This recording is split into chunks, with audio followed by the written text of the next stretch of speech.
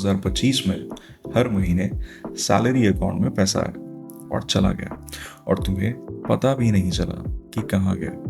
अगर ये लाइन सुनी सुनाई लगी तो ये वीडियो तुम्हारे लिए है। देखो यार, 2025 एक और साल था जिसमें तुमने अच्छी कमाई की, इंक्रीमेंट्स मिले, बोनस आया, पर दिसंबर एंड में जब सेविंग्स चेक करी तब रियलिटी चेक लग गया। कहने को तो इंस्टाग्राम पे हसल कल्चर भी फॉलो किया, इंडियन पे मोटिवेशनल कोच शेयर किया, पर बैंक बैलेंस वो सेम ही रहा। एक्चुअली शायद और कम हो गया, क्योंकि जो चीज़ें तुम्हें फाइनेंशियली ब्रोक रख रही थी वो दिख ही नहीं रही थी। EMI ने सैलरी का 40% खा लिया, लाइफस्टाइल इन्फ्लेशन ने बाकी का 30% और सोशल मीडिया प्रेशर ने बाकी का बचा कुचा। तो आज नो शुगर कोटिंग, सीधी बात, चलते हैं 2025 की सबसे बड़ी मनी मिस्टेक्स पे और बताते हैं कि 2026 में कैसे इन्हें फिक्स करोगे। मिस्टेक नंबर 1, मेरी सैलरी बढ़ गई तो लाइफस्टाइल भी तो बढ़ना चाहिए। It's a trap. अब इसे एक एग्जाम्पल से समझते हैं। राहुल की सैलरी 40,000 से 60,000 हो गई।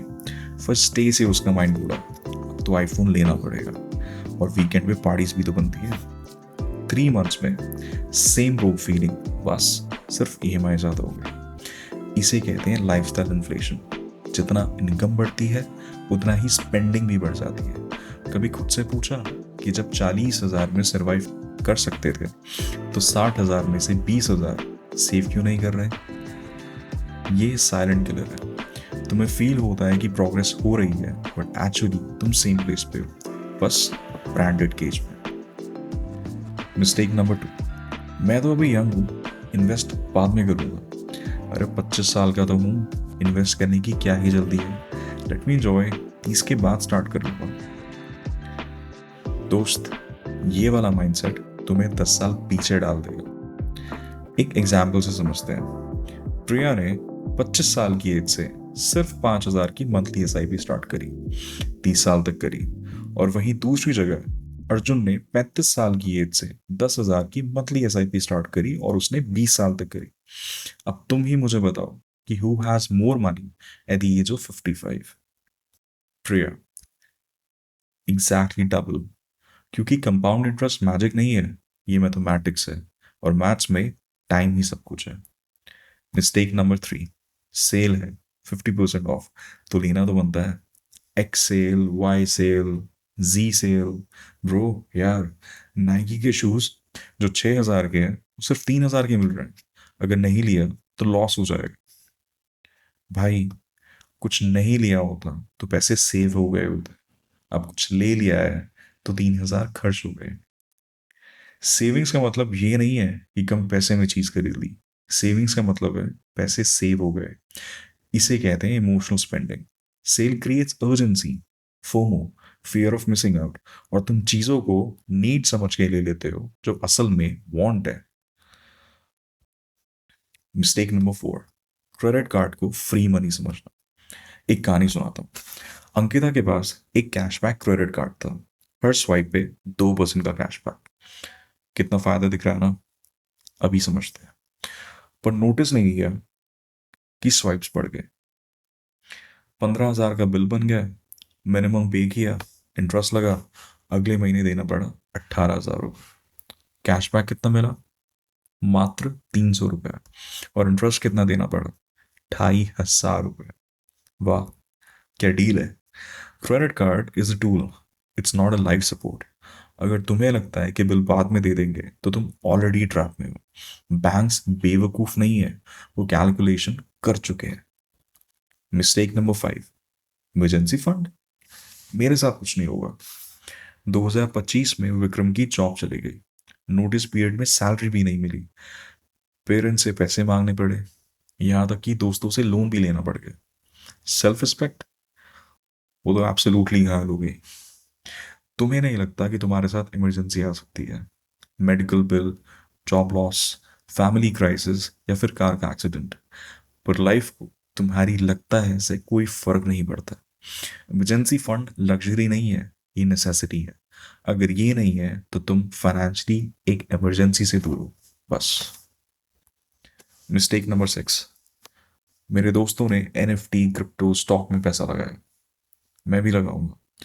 व्हाट्सएप में किसी ने कहा कि XYZ कौन 10x हो गया है, तुमने बिना रिसर्च किए ब्लाइंडली पैसा डाल दिया, बिकॉज फॉर्मो। और फिर 6 मंथ्स के बाद रियलाइज होता है कि 50% का तो लॉस ही खा लिया। तो वही दोस्त बोलते हैं कि भाई इन्वेस्टिंग में रिस्क तो होता है ना। दूसरे की एडवाइस पे अपना पैसा लगा देना, ये इन्वेस्टिंग नहीं है, ये गैम्बलिंग है। फाइनेंस में तुम्हें खुद एजुकेटेड होना पड़ेगा। कॉपी पेस्ट स्ट्रैटेजी कभी काम नहीं करती। मिस्टेक नंबर 7, सेविंग्स अकाउंट में पैसे पड़े हैं, सेफ है। तुम्हारे सेविंग्स अकाउंट में 2 लाख पड़े हैं, लेट्स सपोज। इंटरेस्ट कितना मिल रहा है? 3 से 4%। इन्फ्लेशन चल रहा है 6 से 7%।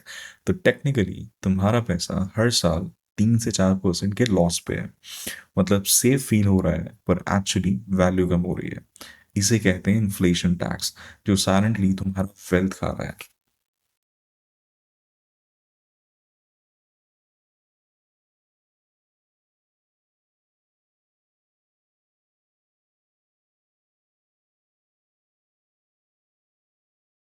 ठीक है, प्रॉब्लम्स बता दी, अब सॉल्यूशंस भी बताते हैं। फिक्स नंबर 1, 50-30-20 रूल को फॉलो करो। लाइफस्टाइल इन्फ्लेशन को कंट्रोल करना है, एलिमिनेट नहीं करना। 50% नीड्स पे, जिसमें तुम्हारे रेंट, बिल्स एंड EMIs आएंगे। 30% वॉन्ट्स पे, जिसमें तुम फन, डाइनिंग एंड शॉपिंग को एंजॉय करो। एंड 20% सेविंग्स पे प्लस इन्वेस्टमेंट। सैलरी बढ़ी तो 20% भी बढ़ा लो, simple. Number 2, start small but start today mentality. Perfect time कभी नहीं आएगा। Imperfect action is better than perfect in action. 500 रुपये से स्टार्ट करो, SIP लगा लो, एक छोटा म्यूचुअल फंड ही खरीद लो, पर शुरू करो। Time matters more than the amount. Fix number 3, need versus want, D24 hour rule. हर परचेज इमोशनल नहीं, लॉजिकल होनी चाहिए। कुछ भी बाय करने से पहले 24 आवर्स वेट करो। अगर तब भी तुम्हें लगता है कि ज़रूरत है, तभी लो। 80% केसेस में भूल जाओगे। फिक्स नंबर 4, क्रेडिट कार्ड को डेबिट कार्ड की तरह यूज करो। Credit, it's a borrowed money, it's not extra money, it's not the free money. Rule बना लो, जो क्रेडिट कार्ड पे स्वाइप किया वो अमाउंट इमीडिएटली अपनी सेविंग्स अकाउंट से अलग रख दो। बिल पेमेंट के टाइम पे शॉक नहीं लगेगा। Fix number 5, 6 month emergency fund build करो। फाइनेंशियल सिक्योरिटी पहले, लग्जरी बाद में।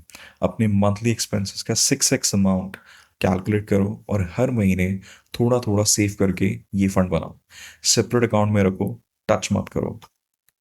Fix number 6, DYOR, do your own research. अपना पैसा, अपनी रिस्पॉन्सिबिलिटी। किसी भी इन्वेस्टमेंट से पहले यूट्यूब पे सर्च करो, 3 से 4 वीडियोस देखो, बेसिक समझो, देन डिसाइड। ब्लाइंडली किसी पे भी ट्रस्ट मत करो। फिक्स नंबर 7, सेविंग्स को इन्वेस्ट करो, सिर्फ रखो मत। Money should work for you, not sit idle. Savings account में मैक्स 2 से 3 महीने का पैसा रखो, बाकी को डाइवर्सिफाई करो। FD, liquid funds, mutual funds, even small steps help.